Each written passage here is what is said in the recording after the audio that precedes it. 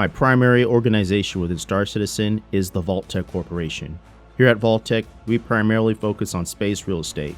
With our fleet of pioneers, we'll build you the perfect outpost on a planet. Stop on by if you're interested.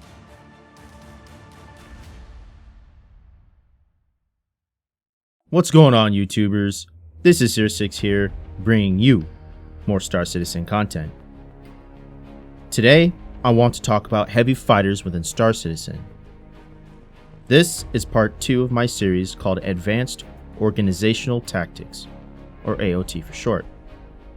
The purpose of this series is to give players an idea of how to use a type of ship within a fleet.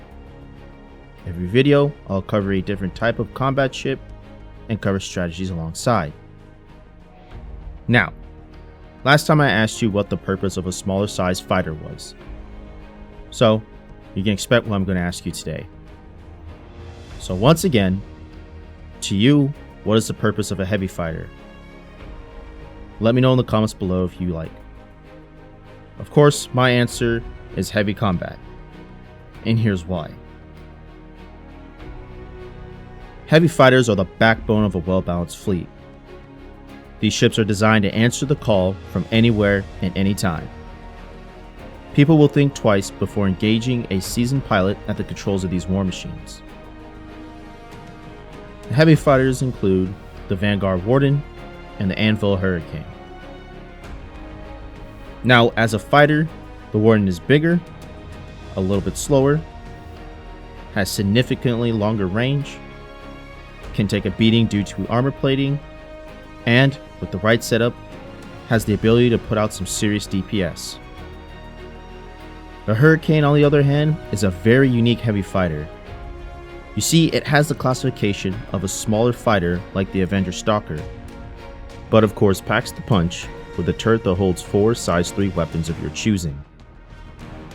In other words, it's a glass cannon, and requires you to have a gunner in order for you to take advantage of the heavy hitting weapons. I always encourage the buddy system, but the Warden does not need a top gunner to be effective. But it never hurts to have someone watch your 6 and give additional DPS. Since the Hurricane is technically a small ship, its range is not on par with the Warden. However, due to the size, it should fit in an Idris, a Javelin, or land on a Kraken. Now, let's talk about combat. As of right now, the Warden suffers in atmospheric conditions. It loses a decent amount of agility, making it harder to engage smaller targets, like a Saber.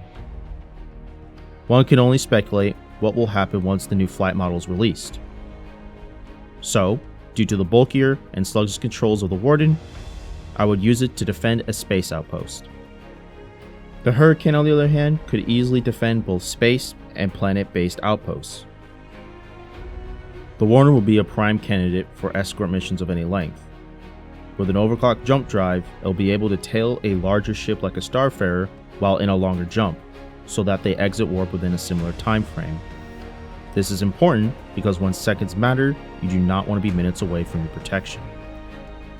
Now, on the other hand, the Hurricane can definitely stick it out on a shorter escort mission, but will take longer to jump greater distances and need to be able to refuel more frequently at some point if it is to embark on a longer escort journey. During large-scale invasions, the heavy fighters are able to deal with ships ranging from smaller to Corvette-class ships. I would usually have a Warden focus on larger ships like a Retaliator that would prey on an allied Corvette. Again, since the Warden is longer range, you have options. They can go ahead of the fleet and lay away in a different sector till the call has been made. Or if you decide to have a Javelin, then you can stow them in the hangar and release them upon warp completion. Being a smaller ship, I would have an Idris or Kraken scramble a couple of Hurricanes to assist with incoming light and medium fighters. The key would be to leave the Hurricanes by the carrier side and not let them overextend their reach of the motherships since they are soft and squishy. With a combined effort of fellow allies, the Hurricane can make quick work of any pilot foolish enough to drift in the crosshairs. A good mix and match of both light and heavy fighters makes up a well-rounded fleet, and overall gives you flexibility to adapt to different situations with minimal sacrifice. And not to mention countering enemy engagements towards your favor. And lastly, for all my pirates out there, a group of small and heavy fighters, needless to say, will strike a blow on any unprepared person who crosses your path. With the ability to put out some high alpha damage with a heavy fighter, and damage over time with smaller fighters, your victim's loot or disabled ship will be ripe for the taking. I look forward to a more persistent universe in 2019. There are many things to look forward to, and even more to come. Now, in the end, I honestly hope you're getting something out of my content, and I will continue to improve my work. I hope to grow my channel and create even more videos for the community. If the video was overall helpful, feel free to like and share it with your friends. For more weekly content, hit that subscribe button and turn on notifications. But with that being said, I'll see you on the flip side.